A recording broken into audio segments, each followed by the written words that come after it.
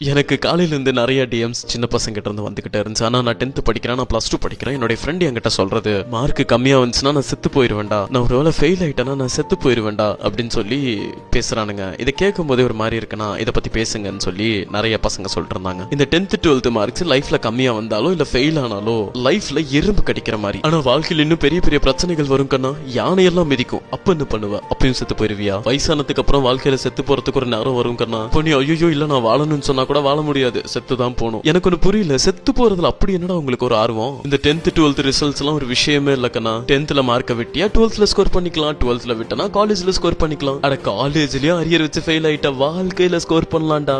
வெளிய ஃபெராரியும் லாம்போகினியும் ஓட்டிட்டு இருக்கிறவன் மார்க்க வச்சு ஸ்கோர் பண்ணவன் இல்லக்கண்ணா, லைஃப்ல மாங்குன்னு உழைச்சு ஸ்கோர் பண்ணவன். இந்த 10th 12th மார்க் எல்லாம் லைஃப்ல ஒன்னு டிசைட் பண்ண போறதுல உன்னுடைய டிசிப்ளின், உன்னுடைய தன்னடக்கம், உன்னுடைய உழைப்பு எல்லாம் தான் உன்னுடைய லைஃபை டிசைட் பண்ண போகுது. உன்னுடைய முழு உழைப்பு போட்டு பரிச்சை எழுதிருக்க என்ன மார்க் வந்தாலும் ஜஸ்ட் அக்செப்ட் இட் அண்ட் ஃபியூச்சர்ல நம்ம என்ன பண்ண போறோங்கிறத பத்தி யோசிக்க ஆரம்பிச்சிரு.